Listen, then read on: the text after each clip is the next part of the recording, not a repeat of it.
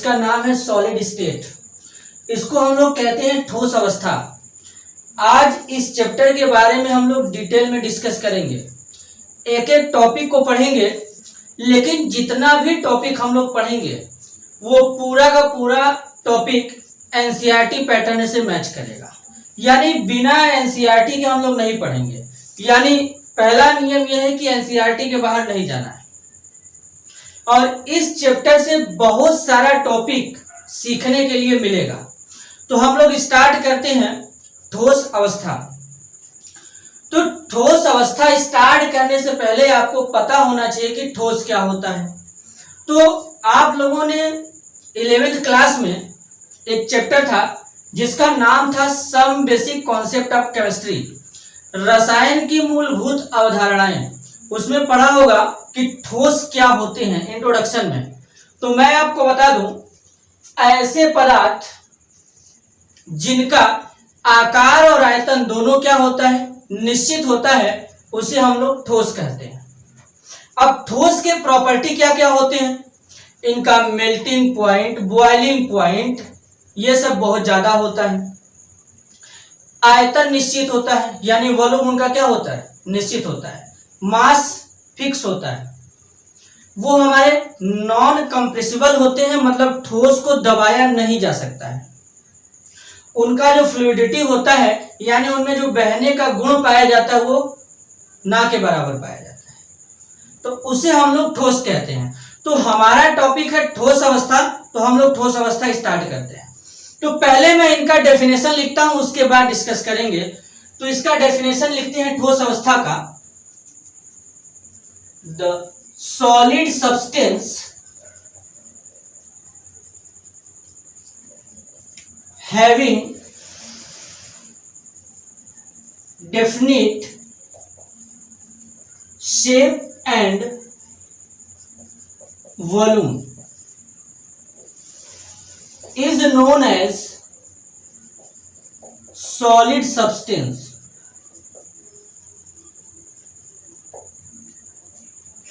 अगर इसी लैंग्वेज को हिंदी में लिखा जाए तो वे ठोस पदार्थ जिनका आकार व आयतन दोनों निश्चित होता है, दोनों निश्चित होता है, उसे ठोस अवस्था कहते हैं।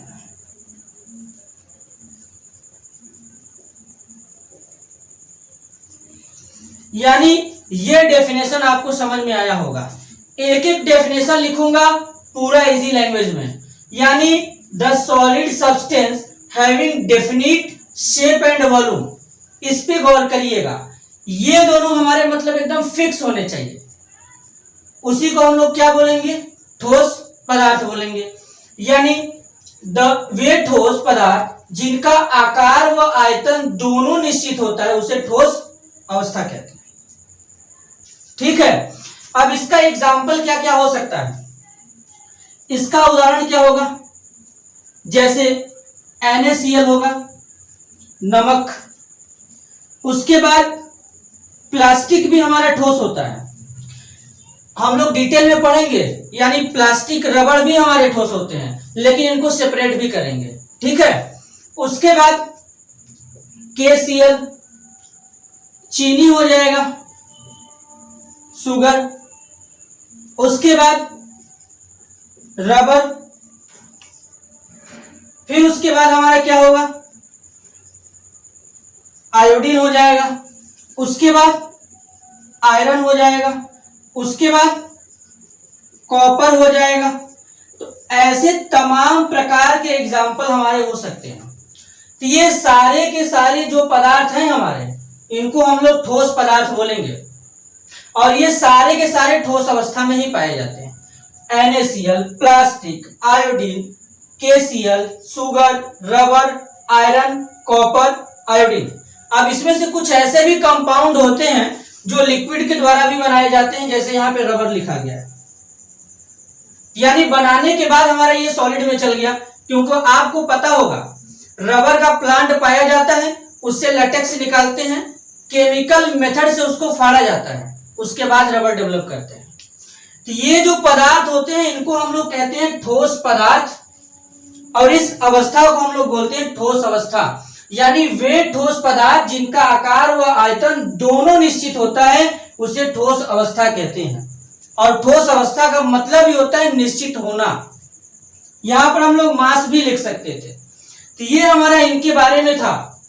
ठीक है, अब आप लोग इसका स्क्रीनशॉट ले लीजिए, उसके बाद हम लोग पढ़ेंगे ठोस अवस्था के प्रकार। तो आप लोग स्क्रीनशॉट ले चुके होंगे। अब हम लोग पढ़ते हैं ठोस के प्रकार। तो अब हम लोग पढ़ेंगे ठोस के प्रकार, टाइप्स ऑफ सॉलिड। देखिए, जो ठोस हमारे होते हैं दो प्रकार के होते हैं। पहला हमारा होता है क्रिस्टलाइन सॉलिड, हिंदी में इसको कहते हैं क्रिस्टलीय ठोस। दूसरा होता है नॉन क्रिस्टलाइन सॉलिड, इसको हिंदी में कहते हैं अक्रिस्टलीय ठोस। मतलब पहले तो आप याद रखिए कि जब भी हम लोग क्लासिफिकेशन करते हैं सॉलिड स्टेट का, तो हमको दो टाइप्स के ठोस देखने के लिए मिलते हैं। पहला होता है क्रिस्टलाइन सॉलिड, दूसरा होता है नॉन क्रिस्टलाइन सॉलिड। जरा समझिएगा क्रिस्टलाइन सॉलिड क्या होते हैं। देखिए, क्रिस्टलाइन सॉलिड हमारे ऐसे सॉलिड होंगे जिनके कॉन्स्टिट्यूएंट पार्टिकल को हिंदी में कहते हैं अवयवी कण। अवयवी कण का मतलब होता है कि जिनसे वो मिलकर बने होते हैं। तो हम लोग कॉन्स्टिट्यूएंट पार्टिकल जो होता है इसकी जगह एटम, आयन, मॉलिक्यूल, ये तीनों में से कोई भी वर्ड यूज कर सकते हैं अगर आपको कॉन्स्टिट्यूएंट लिखने में तकलीफ होता है तब। ठीक, अब उसके बाद यानी इनके कॉन्स्टिट्यूएंट पार्टिकल क्या होंगे, एक निश्चित क्रम में व्यवस्थित होंगे ऐसे। और जिनके कॉन्स्टिट्यूएंट पार्टिकल एक निश्चित क्रम में ऐसे व्यवस्थित होंगे उनको हम लोग बोलेंगे क्रिस्टलीय ठोस। मतलब एक रेगुलर पैटर्न में ऐसे एकदम क्या होंगे, फिक्स रहेंगे। तो इस प्रकार के ठोस के लिए कोई भी शेप हमको देना नहीं पड़ता। जैसे हम लोग शुगर बनाते हैं तो शुगर का जो स्ट्रक्चर बन के आता है क्यूब जैसा बन के आता है, तो उसका कोई शेप नहीं होता कि उसको सांचे में ढाल के क्यूब में कन्वर्ट किया जाता है, वो ऑलरेडी नेचर में वैसा बन जाता है। जैसे नमक है, नमक को जब हम लोग समुद्र से एक्सट्रैक्ट करते हैं तो वो ऑलरेडी क्यूब के फॉर्म में आ जाता है, बाद में हम लोग प्यूरिफाई करके उसको पाउडर में कन्वर्ट करते हैं। तो ये किसी भी कंपाउंड का हमारा शेप हुआ करता है। तो इनके कॉन्स्टिट्यूएंट पार्टिकल एक निश्चित क्रम में व्यवस्थित होंगे। यानी हम लोग कैसे डिफाइन करेंगे, ऐसे ठोस जिनके अवयवी कण एक निश्चित क्रम में व्यवस्थित होते हैं उसे क्रिस्टलीय ठोस कहते हैं। एकदम सीधा सीधा डेफिनेशन है। ठीक है, अब इसमें हमारा कौन कौन से ठोस आएंगे अब हम लोग वे जानेंगे। जैसे नमक है, शुगर है, ग्रेफाइट है, डायमंड है, ये सब जितने भी होते हैं, और कुछ मेटल। मेटल का मतलब होता है जैसे हमारा सोडियम है, पोटेशियम है, जिंक है, कॉपर है। मरकरी को हम लोग छोड़ देंगे क्योंकि मरकरी हमारा लिक्विड स्टेट में पाया जाता है। तो ये सब जितने भी हमारे होते हैं ये सारे के सारे क्रिस्टलीय ठोस होते हैं। आई होप कि आपको क्रिस्टलीय ठोस समझ में आया होगा। अब मैं इसका डेफिनेशन लिखूंगा और आप लोग इसका स्क्रीनशॉट लेंगे और नोट्स बनाएंगे। तो मैं अब डेफिनेशन यहां पे लिखना स्टार्ट करता हूं। क्रिस्टलीय ठोस यानी क्रिस्टलाइन सॉलिड।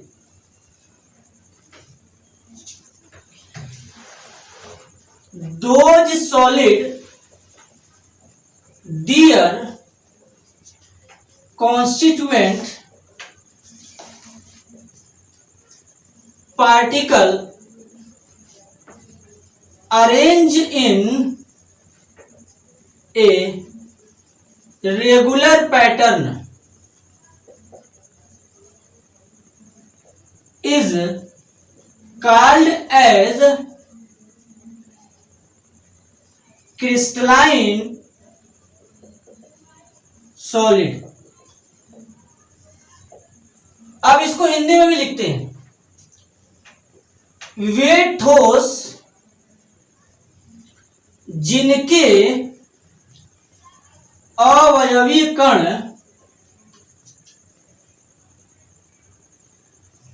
अवयवीय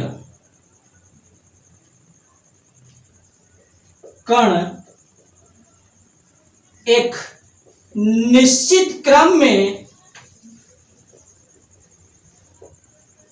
व्यवस्थित होते हैं, उसे क्रिस्टलीय ठोस कहते हैं।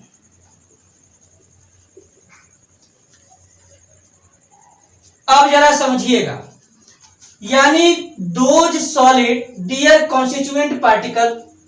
कॉन्स्टिट्यूएंट पार्टिकल का मतलब होता है जिनसे मिलकर बने होते हैं अवयवी कण।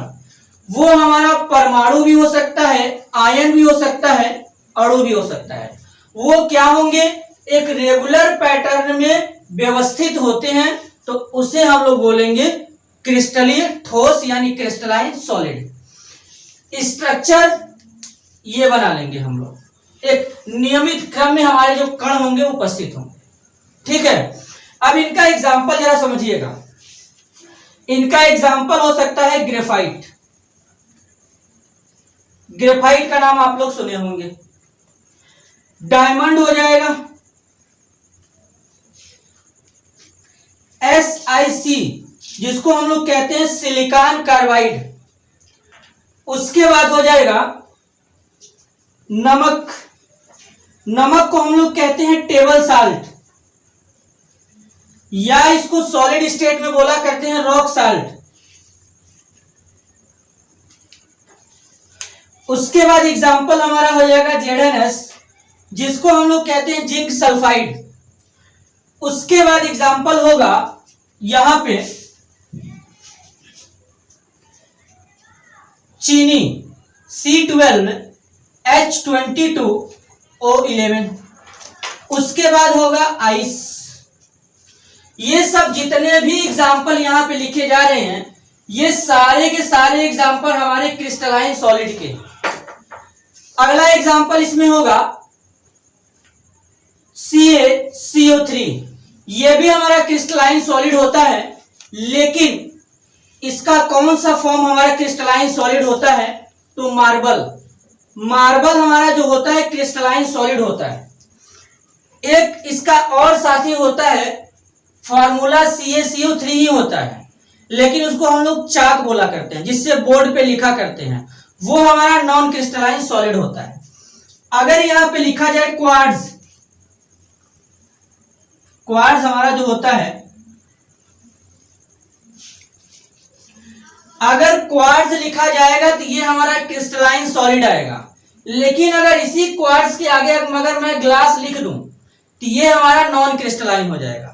यानी क्वार्ट्ज जो होता है ये क्रिस्टलाइन सॉलिड होता है। यानी ये जितने भी एग्जाम्पल हैं यहां से यहां तक लिखा गया है, ये सारे के सारे हमारे क्रिस्टलाइन सॉलिड होते हैं। इनके अलावा भी ढेर सारे एग्जाम्पल होते हैं। तो आप लोग पहचानिए। अब पहचानने का तरीका पता चल गया। कॉन्स्टिट्यूएंट पार्टिकल हमारे क्या होते हैं, रेगुलर पैटर्न में फिक्स होते हैं। तो अब ऐसा तो है नहीं कि मतलब पार्टिकल को हम लोग अब देख करके बताएं। तो मतलब इतना समझ जाइए कि जिनका मेल्टिंग पॉइंट, बॉइलिंग पॉइंट, ये सब फिक्स होते हैं, वो सारे के सारे हमारे क्रिस्टलाइन सॉलिड के अंदर आते हैं। तो ये हमारा क्रिस्टलाइन सॉलिड का हो गया डेफिनेशन, और ये हो गया एग्जाम्पल। अब हम लोग जिस टॉपिक ऊपर बात करेंगे उस टॉपिक का नाम है नॉन क्रिस्टलाइन सॉलिड। और जो क्रिस्टलाइन सॉलिड होता है, इसका एक और नाम याद रखिएगा, इसको हम लोग बोलते हैं ट्रू सॉलिड। ट्रू सॉलिड का मतलब होता है वास्तविक ठोस, यानी रियल में इन्हीं का स्ट्रक्चर पाया जाता है। इनके अलावा जो प्लास्टिक, रबड़ हो गया, ग्लास हो गया, इनका एक्चुअल में कोई स्ट्रक्चर यानी शेप नहीं होता है। ठीक है, तो ये हमारा हो गया क्रिस्टलाइन सॉलिड या ट्रू सॉलिड, इसको हम लोग बोला करते हैं। अब हम लोग स्टार्ट करेंगे नॉन क्रिस्टलाइन सॉलिड। उससे पहले आप इसका स्क्रीनशॉट ले लीजिए। तो आप लोग स्क्रीनशॉट ले चुके होंगे। अब हम लोग स्टार्ट करते हैं नॉन क्रिस्टलाइन सॉलिड। आइए, नॉन क्रिस्टलाइन सॉलिड में पहले एक बात याद रखिए, इसके लिए एक वर्ड यूज किया जाता है, इसका दूसरा नाम अमार्फस सॉलिड।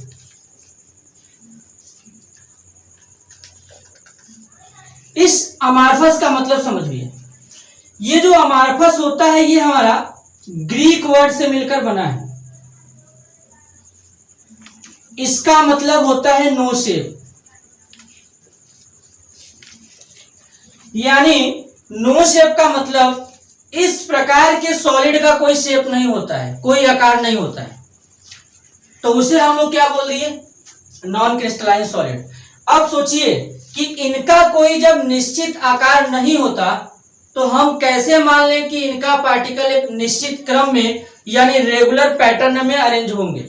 यानी इससे यह पता चलता है कि इनके जो पार्टिकल होते हैं ये रेगुलर पैटर्न में अरेंज नहीं होते हैं, इनके पार्टिकल रैंडमली कहीं भी प्रेजेंट होते हैं। यानी स्ट्रक्चर में आप देखिए ऐसे फिगर, ऐसे इनके पार्टिकल अब रैंडमली कैसे भी प्रेजेंट हो जाएंगे, ऐसे ऐसे, मतलब रैंडमली प्रेजेंट रहेंगे। तो पार्टिकल में इंटरमॉलिक्यूलर फोर्स भी बड़ा वीक होगा, और जब इंटरमॉलिक्यूलर फोर्स वीक होगा तो इनका मेल्टिंग और बॉइलिंग पॉइंट भी कम हो जाएगा, फिक्स नहीं रहेगा, कोई मतलब ही नहीं है। तो इसीलिए अब इसका डेफिनेशन क्या समझेंगे तो जरा समझिएगा। तो पहले तो नॉन क्रिस्टलाइन सॉलिड को अमार्फस सॉलिड बोलते हैं क्योंकि इनका कोई शेप नहीं होता। तो आप डेफिनेशन में क्या लिखेंगे, those solid their constituent particle, अब हम सीपी लिखेंगे, आप समझिएगा, constituent particle do not arrange in a regular pattern is known as amorphous solid, या इसी को हम लोग क्या बोल देंगे, नॉन क्रिस्टलाइन सॉलिड। ठीक, ये हो गया। अब जरा समझिएगा, इसका हिंदी लैंग्वेज पहले ट्रांसलेट कर दूं। वे ठोस जिनके अणु एक नियमित क्रम में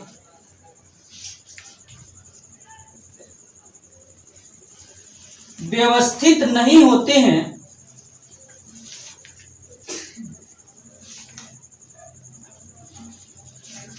उसे आणविक ठोस या अक्रिस्टलीय ठोस कहते हैं। ये इसका मतलब होगा। यानी आपको डेफिनेशन समझ में आ गया होगा कि यानी ऐसे ठोस होंगे जिनके जो अवयवी कण होते हैं जैसे अणु, परमाणु, आयन, वो एक निश्चित क्रम में व्यवस्थित नहीं होंगे। तो इस प्रकार के ठोस को हम लोग क्या बोल देंगे, इस प्रकार के ठोस को हम लोग अक्रिस्टलीय ठोस या आणविक ठोस बोल देंगे, जिसका मतलब होता है नो शेप, यानी जिनका कोई आकार नहीं होता है। ठीक है, यानी इनके कण रैंडमली अनियमित रूप से इधर उधर प्रेजेंट होते हैं। यहाँ पे ये इसका स्ट्रक्चर हो गया। तो यानी आपको क्रिस्टलीय और क्रिस्टलीय ठोस समझ में आ गया होगा। अब जरा इनका एग्जांपल समझिएगा। इनके एग्जांपल में प्लास्टिक हो गया। अब बताइए प्लास्टिक को हम लोग कैसे ट्रू सॉलिड मानेंगे। इनके अवयवी कण जो होते हैं नियमित क्रम में व्यवस्थित नहीं होते, किसी भी टेम्परेचर पे पिघल जाएंगे, खींचने पे बढ़ जाएंगे, रबड़ के जैसा। तो ये हमारे अक्रिस्टलीय ठोस हो जाएंगे। अब उसके बाद हमारा रबर है, रबर भी हमारा अक्रिस्टलीय ठोस होता है। हमारा पॉलीयूरेथीन, ये भी हमारा अक्रिस्टलीय ठोस होता है। सेलोफेन, ये भी हमारा अक्रिस्टलीय ठोस होता है। उसके बाद ग्लास, या मैं लिख दूं क्वार्ट्ज ग्लास। देखिए यहीं पे कंफ्यूजन होता है। अब अगर एग्जाम में मान लीजिए आ गया निम्न में से क्रिस्टलीय ठोस कौन होता है, तो कैसे पहचानेंगे? तो वहां पे अगर क्वार्ट्ज लिखा रहेगा तो क्रिस्टलीय ठोस, अगर क्वार्ट्ज ग्लास लिखा रहेगा तो अक्रिस्टलीय ठोस। तो पिछली बार जो मैंने लैंग्वेज में लिखा था, यानी पिछले वाले डेफिनेशन में जो हम लोगों ने लिखा था, वहां पर केवल क्वार्ट्ज लिखा था, वो क्रिस्टलीय ठोस था। लेकिन अगर क्वार्ट्ज ग्लास लिखा जाएगा तो वो हमारा अक्रिस्टलीय ठोस होगा। तो ऐसे हम लोग पहचान लेंगे। इसके बाद हमारा पीवीसी हो जाएगा। पीवीसी का पूरा नाम होता है पॉलीविनाइल क्लोराइड। ये भी हमारा क्या होता है? अक्रिस्टलीय ठोस होता है। अगर केवल ग्लास भी लिख के आता है तब भी अक्रिस्टलीय ठोस होता है। और एक बात याद रखिएगा, इनके लिए एक वर्ड यूज करते हैं सुपर कूल्ड लिक्विड। हिंदी में इसको कहते हैं अतिशीतित द्रव। इसका मतलब क्या होता है? जैसे जो ग्लास होता है तो वो जब नए नए मकान में लगा होता है, तो जैसे जैसे वो मकान पुराना होता है तो जैसे ही इस पे सन रेस पड़ता है, तो अब इनके सन रेस पड़ने के कारण इनके जो पार्टिकल होते हैं वो ग्रेविटी के थ्रू भी धीरे धीरे नीचे बैठने लगते हैं। तो नीचे का लेयर मोटा हो जाता है और ऊपर वाला पतला हो जाता है, और इनका कलर भी चेंज हो जाता है। ये मिल्की कलर में हो जाते हैं, यानी दूधिया कलर हो जाता है। तो यानी अब इनमें बताइए ये फ्लूइडिटी यानी बहने वाला गुण भी पाया जाता है। तो इसीलिए इनको हम लोग सुपर कूल्ड लिक्विड यानी अतिशीतित द्रव भी कहते हैं। तो यानी अक्रिस्टलीय ठोस का 3 नाम पता चला। नॉन क्रिस्टलाइन तो पता था, अमार्फस दूसरा नाम जिसका मतलब होता है जिनका कोई आकार यानी शेप नहीं होता, और तीसरा नाम पता चला सुपर कूल्ड लिक्विड। तो यानी कुछ भी पूछ सकता है एग्जाम में, तो ये आपको पता होना चाहिए। क्रिस्टलीय ठोस और क्रिस्टलीय ठोस यही हमारे होते हैं। यानी अब आप पहचान सकते हैं कि कौन क्रिस्टलीय ठोस होता है, कौन अक्रिस्टलीय ठोस होता है। यहाँ तक कि जो मोबाइल पे हम लोग टेम्पर यूज करते हैं वो भी हमारा अक्रिस्टलीय ठोस होता है। यानी क्रिस्टलीय और अक्रिस्टलीय ठोस यही हमारे होते हैं। अब हम लोग अगले लेक्चर में पढ़ेंगे कि क्रिस्टलीय और अक्रिस्टलीय ठोस में डिफरेंस क्या होता है। ये बहुत ही फेमस और इंपॉर्टेंट क्वेश्चन है, बोर्ड में पूछा जाता है। तो अगर आज का आपको ये वीडियो पसंद आया तो वीडियो को लाइक करिए, ज्यादा से ज्यादा लोगों को शेयर करिए और हमारे चैनल को सब्सक्राइब करिए। तब तक के लिए धन्यवाद।